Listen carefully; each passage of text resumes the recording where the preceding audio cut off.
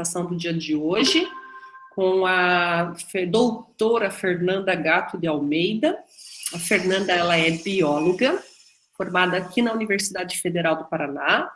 Ela é originária lá do interior de São Paulo e veio estudar na UFPR, onde fez a sua graduação em biologia, aí fez o seu mestrado em zoologia, lá no departamento de zoologia, e o seu doutorado em genética. E atualmente a Fernanda trabalha nesta área de conhecimento da formação dela, e eu vou deixar essa parte para ela mesmo falar.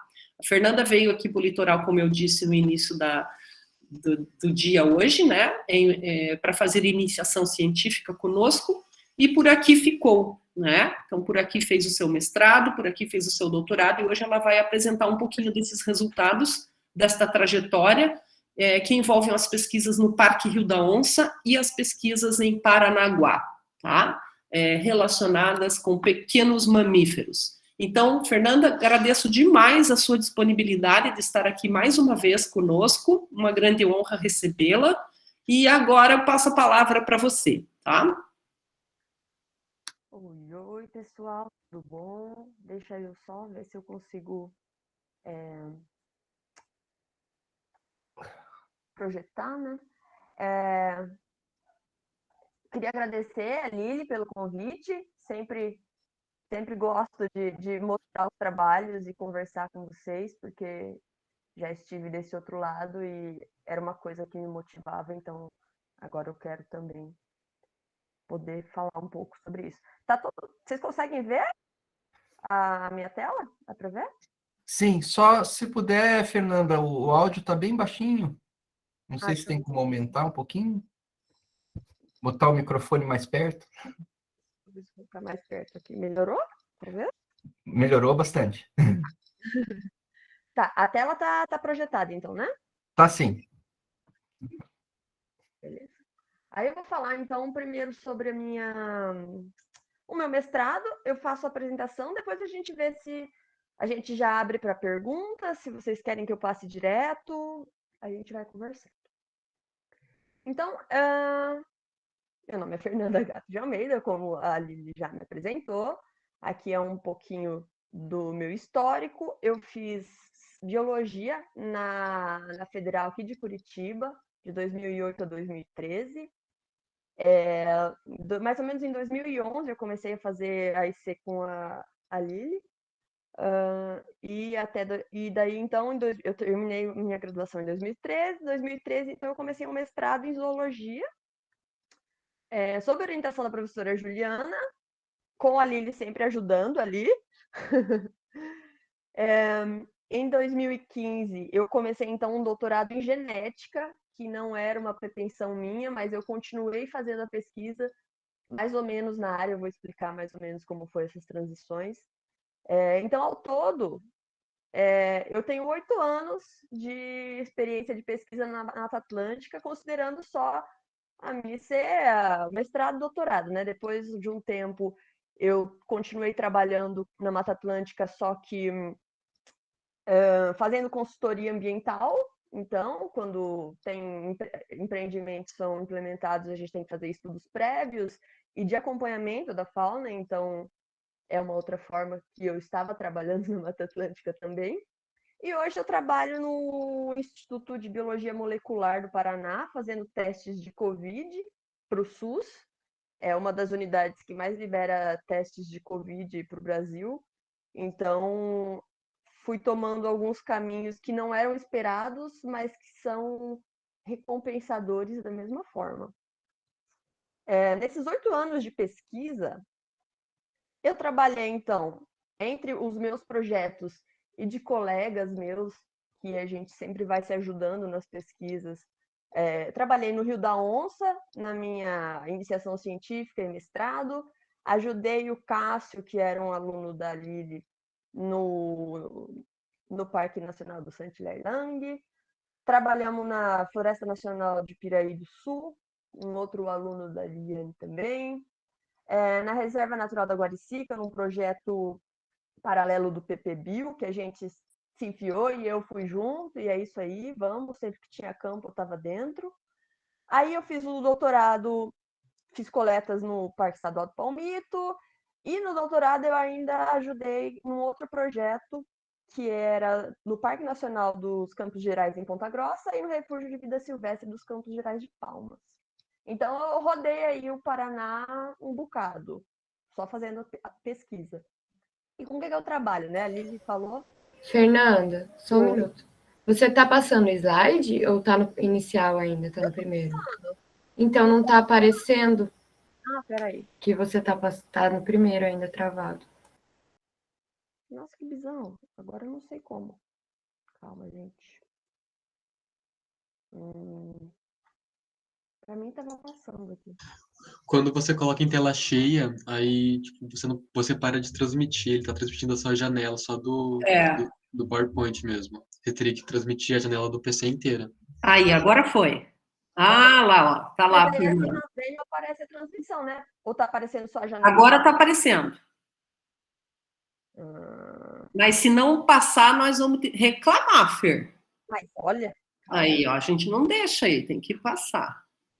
Então, Mas é que daí agora, se eu fizer só assim, fica só uma parte da tela, né? É isso? ó, tá agora a tua experiência de 8 anos aqui. 8 anos. Mas tá no meio PowerPoint, né? Ou tá a janela cheia? Não, não tá a janela cheia. Caramba. Quer compartilhar a tela novamente, Fer? Peraí. Ai, que bonitinhos. Deixa eu ver se eu consigo. Quando for compartilhar, usa a opção compartilhar uma janela. E não uma guia. Na verdade, é melhor usar a opção compartilhar a tela inteira, que daí ele sim. pega a tela cheia. Verdade, verdade. Your entire screen. Ah, teu computador gringo. Não, nem é. Agora, Sei. Como que tá aparecendo aí? tá aparecendo igual, tá nos ratinhos.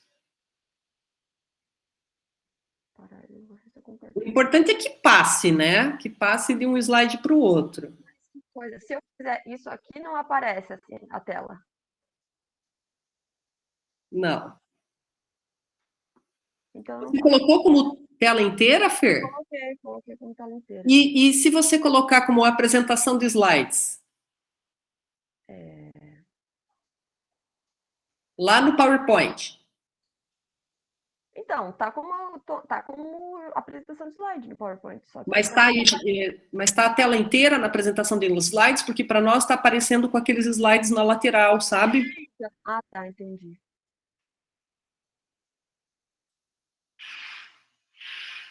Não sei se eu consegui configurar isso. Agora tá bom. Agora tá passando, mas assim, se conseguir passar, tá ótimo. Deixa eu ver. Tirei uma tela adicional, vamos ver se. Idosa confusa com a tecnologia. Você vê que como não tô tão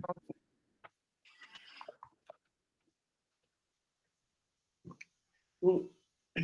Qualquer coisa, Fer, transforma em PDF.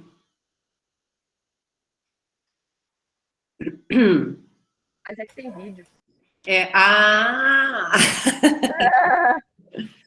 Tá bom. Não, mas agora tá indo, Tudo Fer. bem, vai assim então. Pronto, eu vou passando assim. Assim vai passar, ó. Vai. Viu que tem algumas imagens na lateral. Tudo bem. Mas aparece, as imagens da lateral estão aparecendo. Tá. Não era pra aparecer. Tá bom. Miniaturas. Tá. Tá, desse jeito tá passando, né? Tá. Então tá bom. Continuando daqui. Com o que eu trabalho, então? Com os pequenos mamíferos não voadores. Quando a gente vai trabalhar com mamíferos, tem mais ou menos uns 4 grupos que se diferenciam mais por semelhança na metodologia de estudo. Então, você pode trabalhar com mamíferos marinhos, com mamíferos de médio e grande porte, com mamíferos voadores, que seriam os morcegos, e os pequenos não voadores, que são os ratinhos, esses daqui, e os marsupiais. A gente usa como grupos pela similaridade de amostragem mesmo. Os roedores, a gente pode... eles não, as pessoas normalmente não sabem, mas eles são bastante diversos. Só no Brasil existem mais de 234 espécies, eles representam mais de 34% dos mamíferos brasileiros. Esse número já está defasado. E eles têm esse jeitinho meio todo parecido, que dificulta um pouco a identificação. Como que a gente faz para identificar? A gente observa coloração geral, o padrão de coloração, o tamanho da cauda em relação ao tamanho do corpo. Então, nesse caso aqui, a cauda é mais ou menos o tamanho do corpo. Então, são características que vão ajudando a gente a identificar o animal. E é o tipo de coisa que você vai aprendendo na lida. Vendo o bicho, pegando, e não tem outro jeito. É sentar e olhar. Então, começar em 2011. Então, como a Aline falou, eu tinha acabado de sair de um estágio na biologia celular. Eu não sei se vocês sabem como é que funciona a biologia aqui em Curitiba.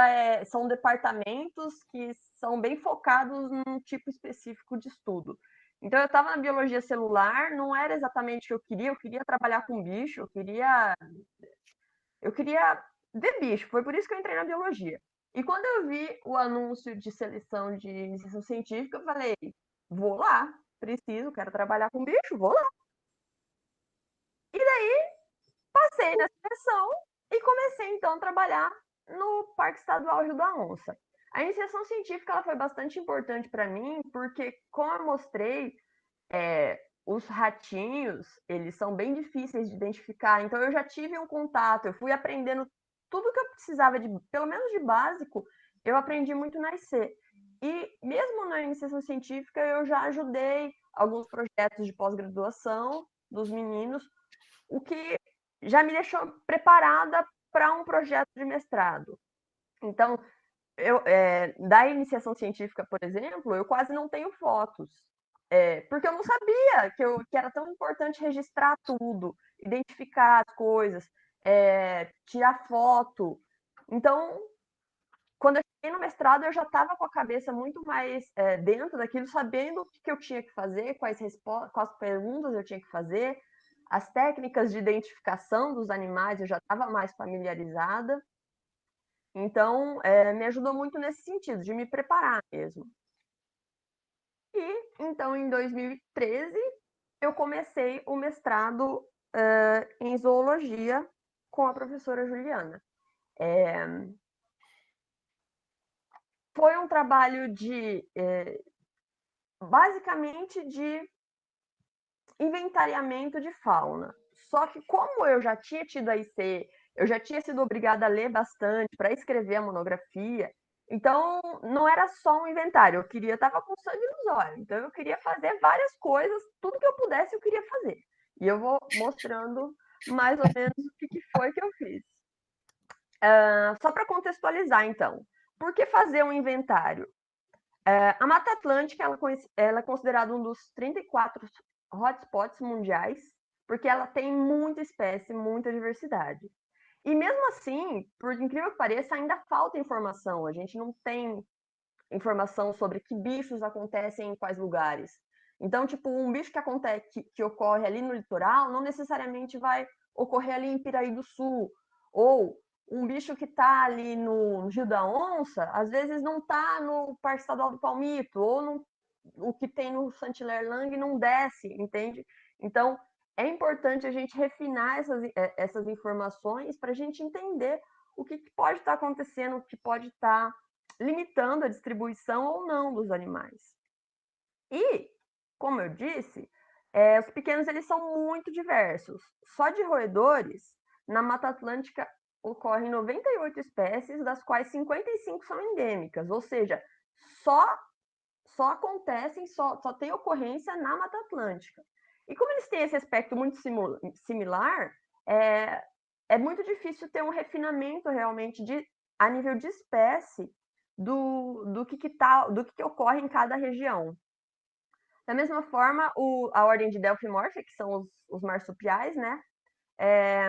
Eles são 6 espécies endêmicas que só acontecem na Mata Atlântica e eles têm um agravante que tem uma capturabilidade mais baixa do que roedores. Então, o estudo desses animais já é mais difícil. E por que estudar os pequenos?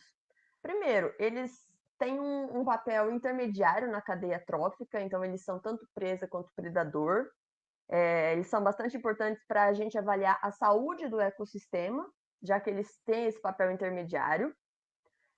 Como eu disse, tem muito pouca informação, ainda é bastante frequente descrição de espécie nova e de ocorrência nova, expansão de ocorrências ou de novas espécies. E depois que a gente sabe quais animais deveriam estar ocorrendo ali, esses animais também podem ser usados como bioindicadores, porque algumas espécies são sensíveis. Então, em um ambiente que está alterado, algumas espécies não vão ocupar e outras vão ser super abundantes. Então, eles servem também como uma ferramenta para avaliar a qualidade do ambiente. E para identificar os pequenos, a gente usa várias técnicas para ter certeza de que aquela espécie é aquela espécie. Então, para roedor, principalmente citogenética, cada roedor, não são todos, tá? Mas assim, uma grande maioria a gente consegue identificar pelo número de cromossomos que cada espécie tem. Pela morfologia do pelo, essa é uma técnica que ela é bastante sutil, você tem que saber, tem que estar com o olho muito treinado para você conseguir identificar, mas é possível e existe bastante descrição. E quando eu soube dessa técnica, sabia que a Ju tinha experiência, vamos fazer, quero fazer. Tudo que eu via de diferente eu queria fazer. Então, o mestrado foi doidura. Então, aqui, ó, como objetivos específicos do meu mestrado, eu não estava feliz só de identificar as espécies.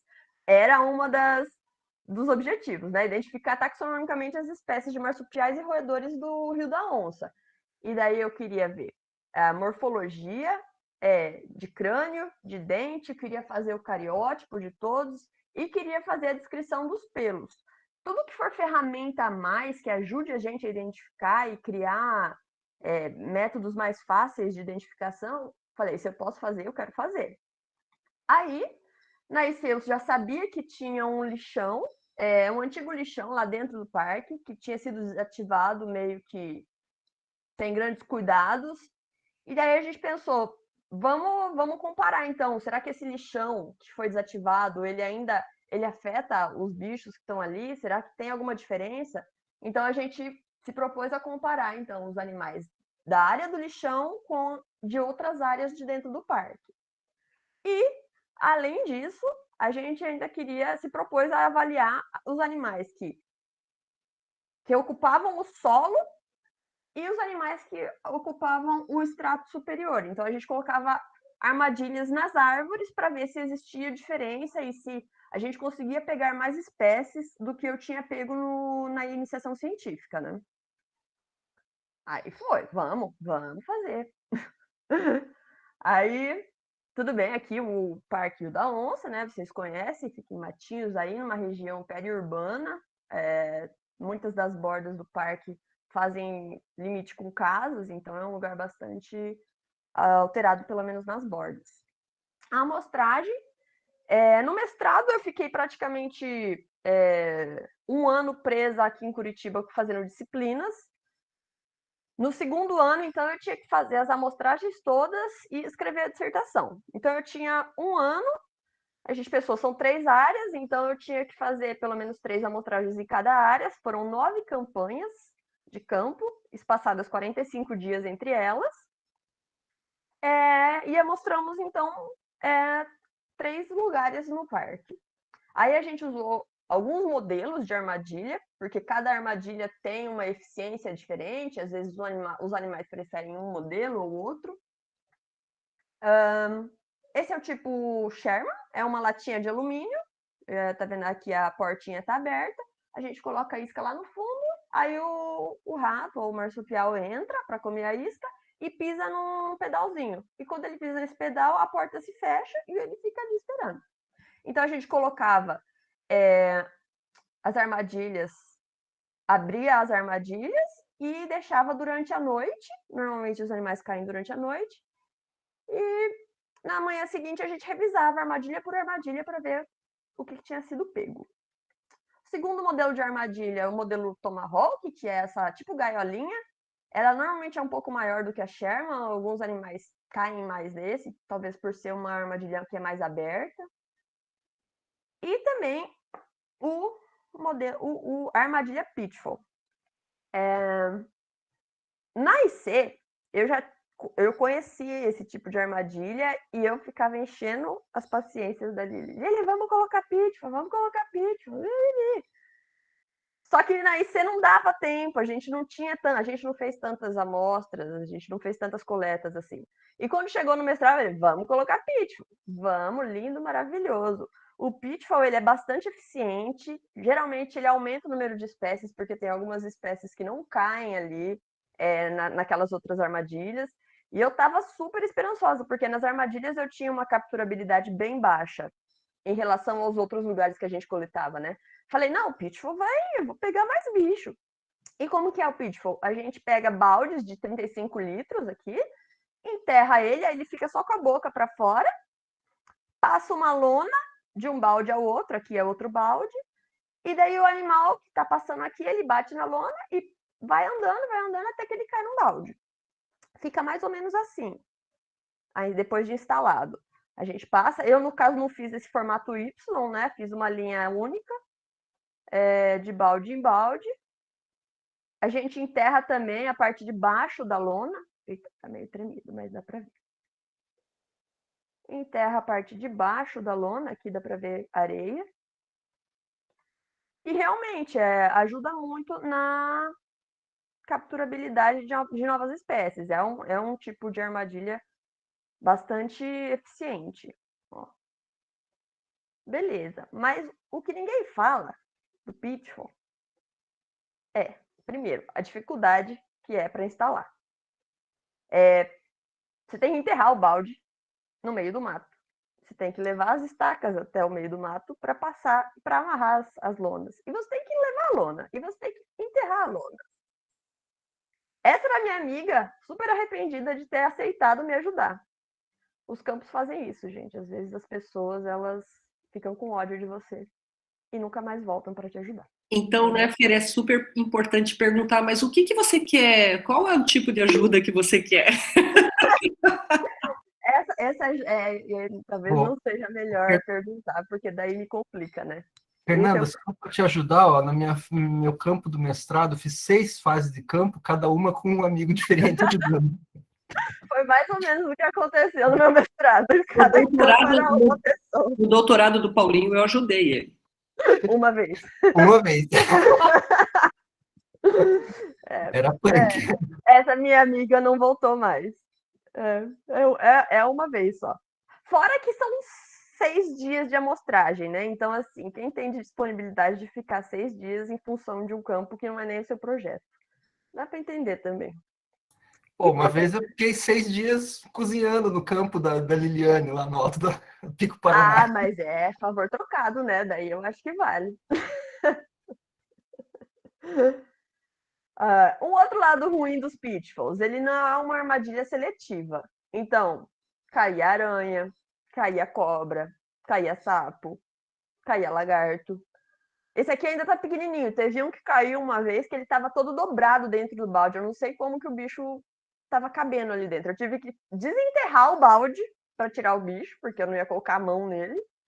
E tem esse viés. Um outro problema, os baldes eles alagam. Aqui, se vocês verem, é um balde alagado.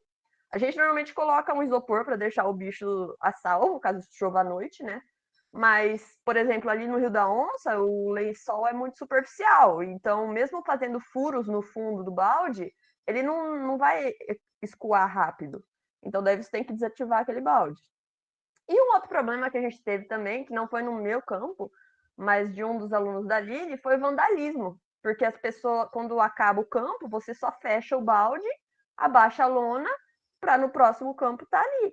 E daí, se pessoas encontram aquilo e não sabem do que se trata, elas simplesmente vandalizam a armadilha e você perde todo o esforço. Aí aqui são as 3 áreas que a gente selecionou para mostrar. Então, aqui a área 1 era a área do lixão, a área 2 e a área 3. Aqui, os amarelinhos eram as linhas de pitbull que eu instalei, não dentro de cada área, porque isso aqui entrou mais para análise de diversidade total do parque, e não de comparação entre áreas, né? Então, também tem esse viés. Você não usa todos os dados para todas as análises, tem que depois filtrar o que você vai usar. A área 1, aqui algumas fotos, a área do lixão. Por onde a gente andava ainda tinha muito plástico, muito lixo, muito vidro. Aqui é uma clareira, embaixo desses arbustos, assim, você ia pisando e ia escutando o barulhinho do plástico embaixo das botas. Era bem, bem horrível, porque já fazia 18 anos que o lixão tinha sido desativado. Não foi dado um tratamento após a desativação, mas assim, ainda estava tudo inteiro ali, era bem, bem horrível de pensar nisso. A área 2 ela pegava uma antiga estradinha que dava acesso ao lixão, mas era uma área mais preservada, não era um estágio tão avançado de conservação, mas era mais do que o lixão, não tinha lixo no chão, pelo menos. E a área 3, que era uma área um pouco mais robusta, digamos assim, tinha árvores maiores, mais antigas, que tinha também um riozinho que passava no meio dessa área 3. E para comparar as áreas, a gente fez um desenho assim, nossa, o desenho é lindo, vamos fazer 5 linhas de armadilhas, cada armadilha espaçada 20 metros e cada linha espaçada 10 metros entre elas. Então, fazendo esse mesmo esquema, a gente conseguiria saber que a gente mostrou a mesma quantidade de espaço nas 3 áreas, né? Padronização. No papel é lindo pensar nisso. Aí você vai lá para o mato e tem muito mato. Então a dificuldade era ir batendo o facão para você conseguir passar, para fazer uma linha, e marcando os lugares que você tinha que passar, porque você ia ter que voltar por aquilo, né? Era uma linha. Depois você ia ter que mostrar aquela mesma linha depois. Então, Onde já se viu uma menina tão doce fazendo um tipo de trabalho desse, gente? Olha, francamente, aí passa a fita, aí marca as árvores para você não se perder. Aí, tá vendo? Tem uma escada, né? Eu vou chegar nessa escada. E carrega as armadilhas. Carrega escada, carrega armadilha, carrega fita, carrega facão. Caos. Caos. Tudo bem. A gente pensa, a gente reavalia as escolhas quando você está no meio do mato nessas horas, mas tudo bem. Aí a amostragem. Em cada uma daqueles pontos, eu colocava, então, uma armadilha no chão, uma armadilha na árvore. Aqui eu instalando a armadilha. Então, 2 armadilhas por estação, 50 estações, 100 armadilhas no total da área, né? Beleza, parece lindo. Essa escada, eu peguei um óleo dessa escada, que vocês não estão entendendo. Aqui, olha a prova, era uma pessoa por campo, ninguém voltava. E eu não tenho foto de todo mundo carregando a escada. Mas ninguém voltava, e eu sei que é por causa dessa escada. Porque no meio do mato, carregar armadilha, carregar a escada e tentar desviar dos cipós é impossível. Aqui tem mais pessoas. Aqui, coitado. Eliezer pensando, por que eu aceitei? Por quê? Aí aqui. Tá vendo que minhas pernas estão molhadas, né? Isso aqui era depois de desatolar, porque terras baixas, choveu, tudo alaga, vira um lamaçal. Depois de desatolar, eu tinha que puxar a escada e ainda subir em um lugar firme suficiente para a escada parar e não afundar para eu conseguir colocar uma armadilha na árvore. E aqui é o que acontecia quando você tentava, não, só vou revisar, vou deixar a escada para o lado de fora da trilha. Aí a armadilha entorta, e como que você arruma ela sem a escada? Ah, e eu tenho que dar um destaque especial, porque a Jaque, essa daqui, foi a única que voltou, e a bicha voltava mesmo, e ainda me ajudou no doutorado. Ela foi uma das poucas não traumatizada pelos meus campos. Porque ela era caiçara, já era acostumada com esse ambiente. E aí, também, né, Fer, vamos e venhamos. Quem é que teve essas ideias, né? Vamos combinar. Quem é que dá essas ideias, né, Liliane? Ó, desse jeito o pessoal não vai mais vir pedir estágio ali para ajudar. Olha, mas é o tipo de coisa que você tem que fazer para você aprender, entendeu? Como é que eu ia saber que ia ser tão difícil se eu não tivesse feito? Estamos nos divertindo muito, Fernanda. Bom, depois, então, coletávamos os bichinhos, alguns ganhavam um brinquinho de metal com um número, para a gente recapturar eles e saber por onde que eles estavam andando naquelas áreas. Alguns eram coletados, então, para fazer aquelas preparações que eu tinha mostrado, né? Preciso saber o número de cromossomos, preciso tirar uns pelinhos para saber qual é a morfologia e descrever essa morfologia depois. Precisa do material testemunho mesmo, para ficar em museu e falar, olha, realmente esse animal vem lá do Rio da Onça e está aqui o testemunho disso.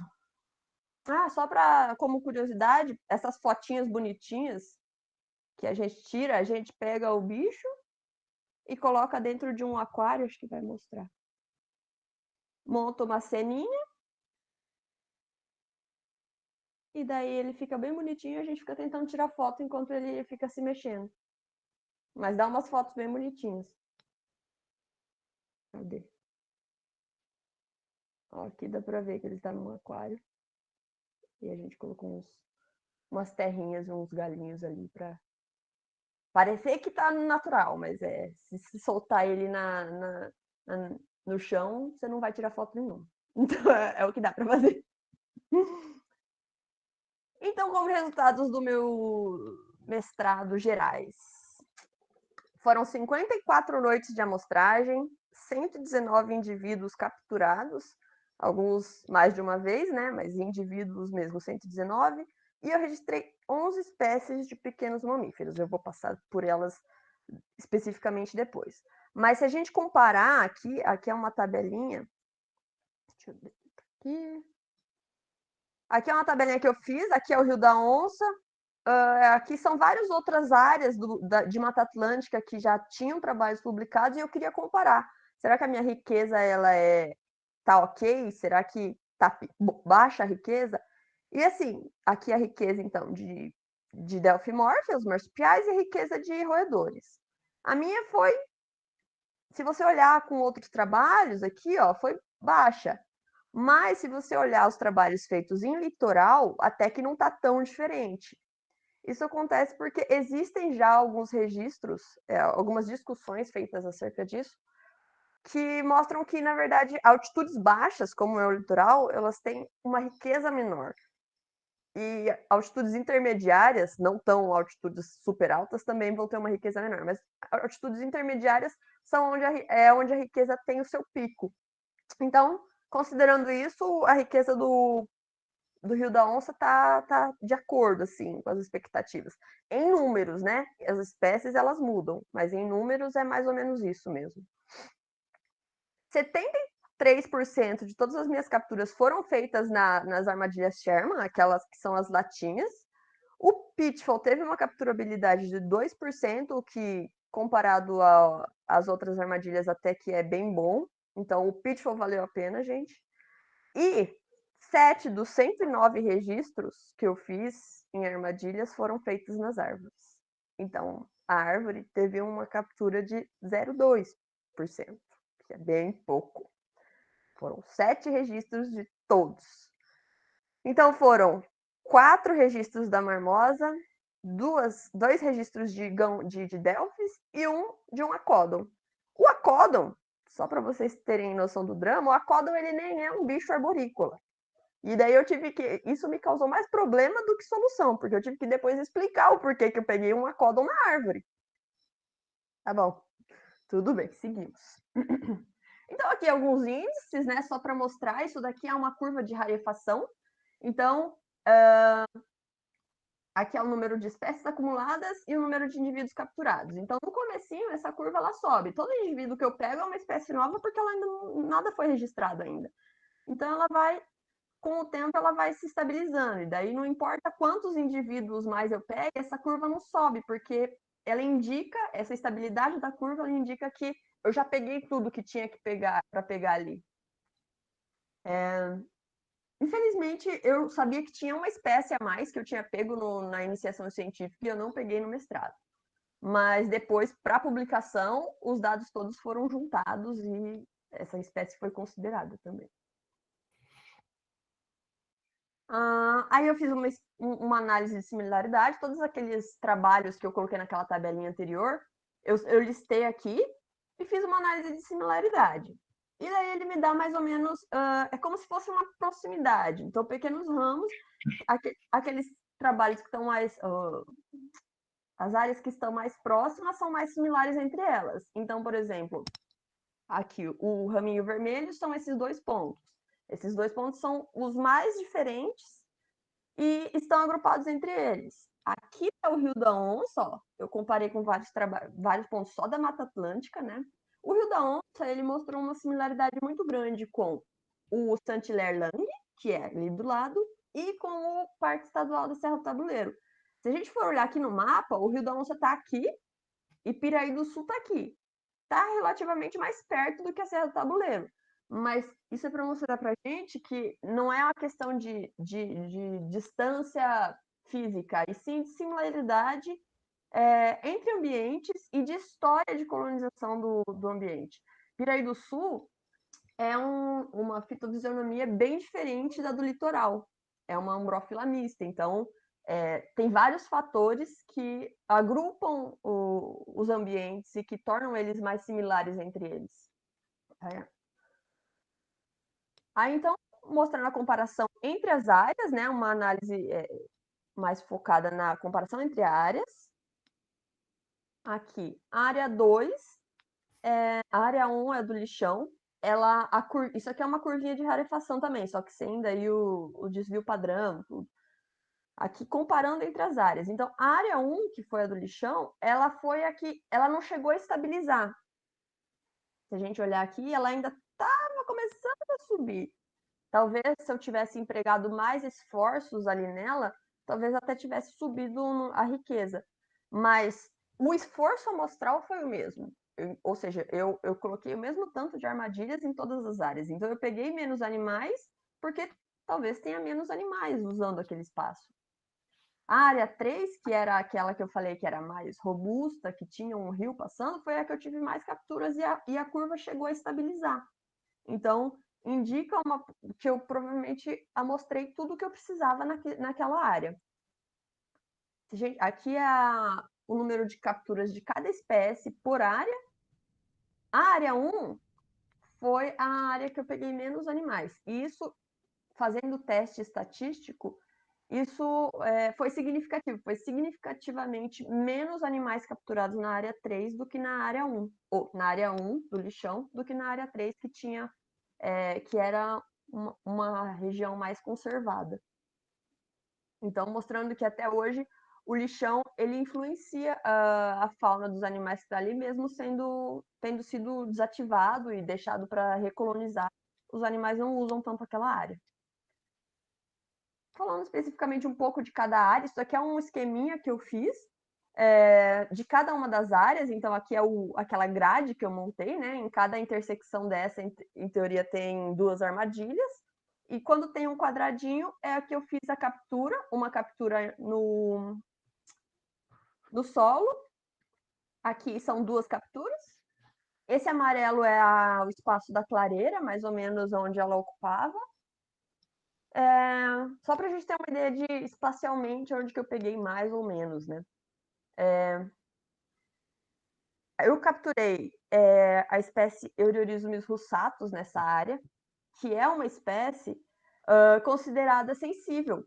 Então, apesar de ser um ambiente que comporta menos animais, ou seja, eu peguei menos bichos ali, que está mais afetado, essa espécie que é sensível, ela é possível e ela ocupa, sim, essa área.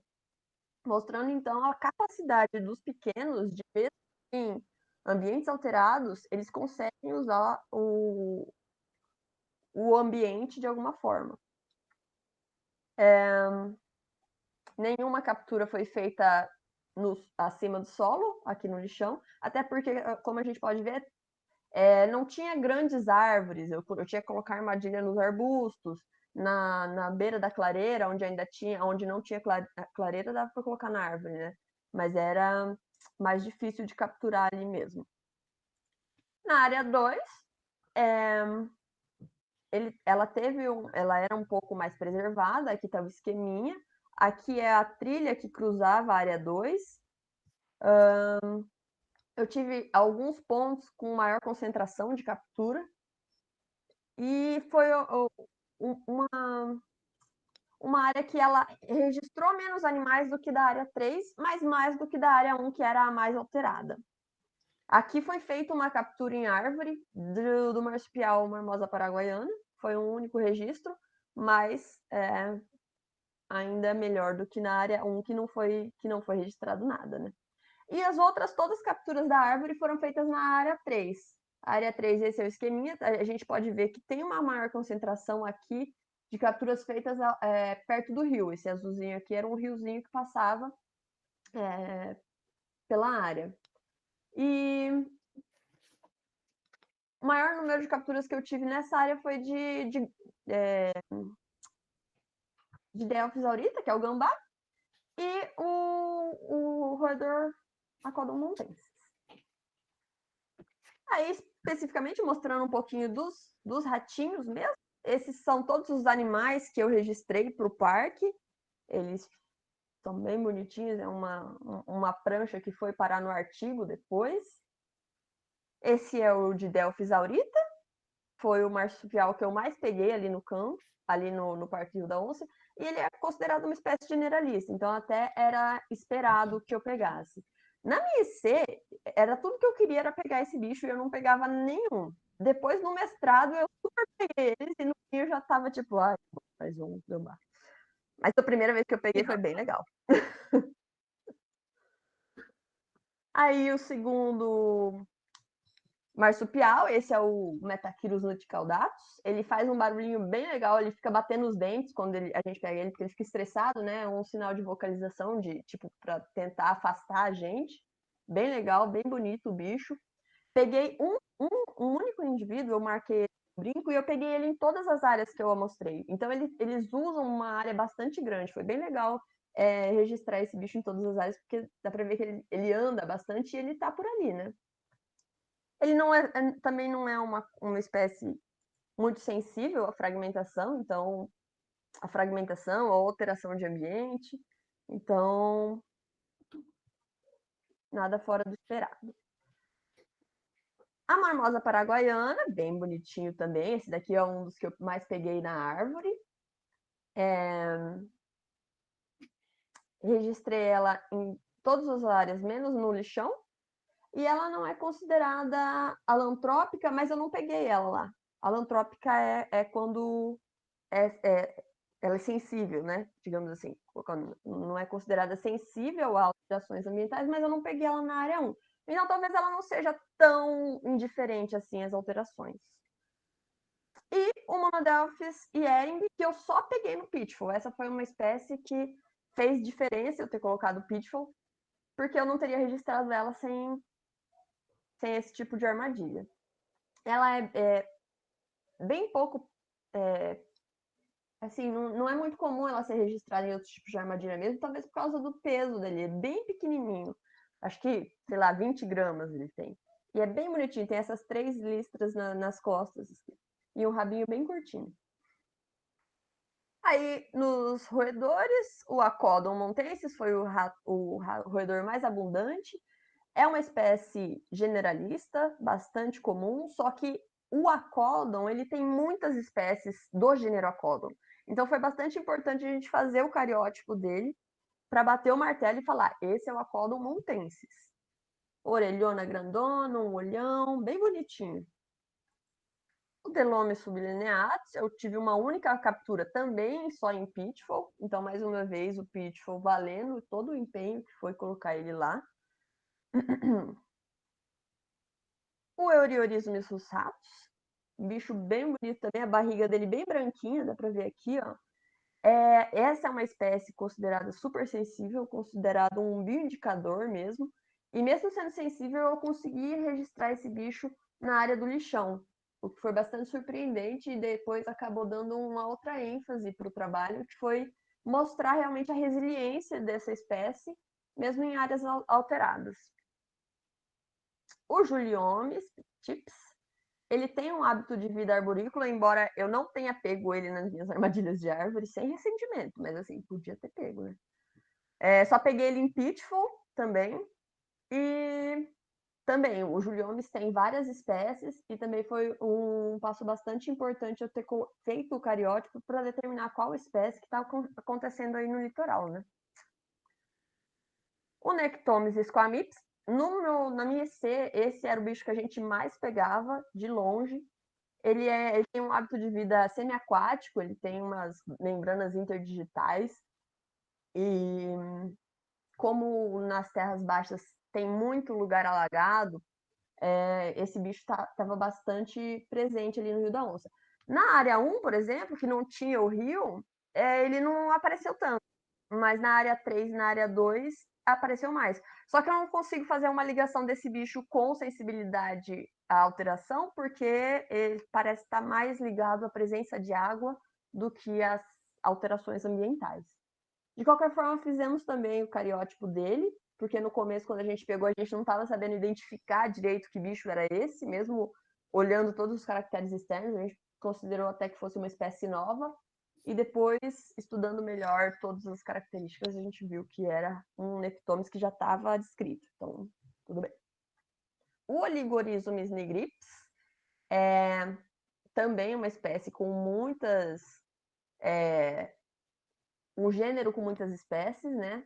Fazer o cariótipo ajudou a gente a determinar qual era esse bicho. Ele tem uma caudona bem grandona aqui, ó, bem bonitinho, bem pequenininho, e é uma espécie generalista. Então, é comum em lugares onde está bem alterado, em plantações, em pastagens. Então, esse animal eu esperava ter pego mais até na área 1, e não foi tanto o caso. Só tive uma captura desse animal na área 1. Então, mostrando que talvez o Parque Rio da Onça, mesmo num contexto tão urbanizado como ele tem, ele está relativamente conservado. Né? O Oligorismus nigrips, ele não está em uma grande abundância absurda. Então, isso foi legal de ver também. E a última espécie foi o Taptones nigrita, um ratinho bem pequenininho, escurinho, com uma caudinha bem pequenininha. E ele não é tão comum. Mas ele parece estar mais ligado à fitofisionomia da Umbrophila mista. Lá em Piraí do Sul a gente pegava muito esse bicho. E ali no Rio da Onça a gente pegou bem pouco. Só para contar, tipo, ei, tô aqui. Mas não estava em grande abundância. E essa daqui foi a prancha de morfologia de pelos para todas as espécies. Então eu fiz a morfologia tanto da medula quanto da cutícula. Aqui é de um Gidel, fiz do Metaquirus, da Marmosa. E daí, a partir disso, a gente criou uma chave de identificação. Então, se você for no Rio da Onça e conseguir algum pelo de roedor, provavelmente correndo essa chave, você vai chegar na espécie de quem que pertencia aquele pelo. Que é bem legal, é um método de identificação não invasivo. Só que não dá para, tipo, eu não posso usar essa chave para identificar roedores de uma outra área, porque talvez existam animais parecidos que não estão incluídos, entende? Então, no momento, para o Rio da Onça, isso pode ser usado tranquilamente. E daí, como conclusão, o Pitfall foi uma ferramenta super importante, valeu a pena todo o esforço, porque ele registrou 3 espécies que foram, 2 espécies que só foram registradas no Pitfall. O Taptomes foi registrado no Pitfall e mais em uma armadilha só, então super importante. O Parque Rio da Onça apresentou similaridade de fauna com a Serra do Tabuleiro e com o Saint-Lerland, que está ali do lado. Ele se agrupou mais com a do Tabuleiro do que com a região de São Paulo ali, do Parque Intervalos, que eu também que eu incluí na análise.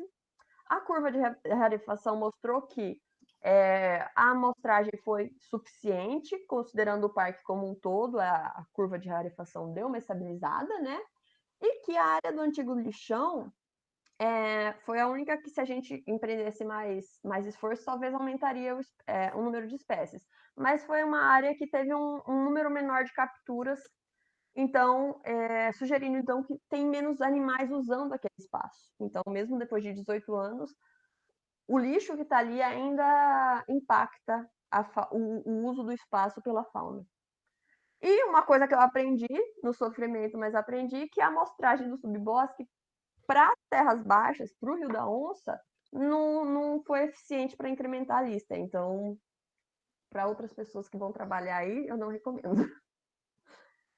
Aí esse trabalho do meu mestrado foi publicado na revista do Papéis Avulsos de Zoologia, em 2016. É um trabalho bem completinho, com a chave de identificação de pelos, análise de similaridade. A única coisa que ficou de fora desse trabalho foi a comparação entre as áreas, que é um trabalho que ainda vai ser publicado. E é isso, gente. Para o mestrado é isso. Eu não sei se a gente para e conversa sobre isso, depois eu mostro o doutorado. O que vocês acham?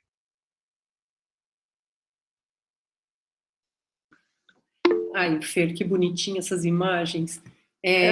Alguém tem alguma pergunta para fazer para Fernanda? Querem tirar alguma dúvida?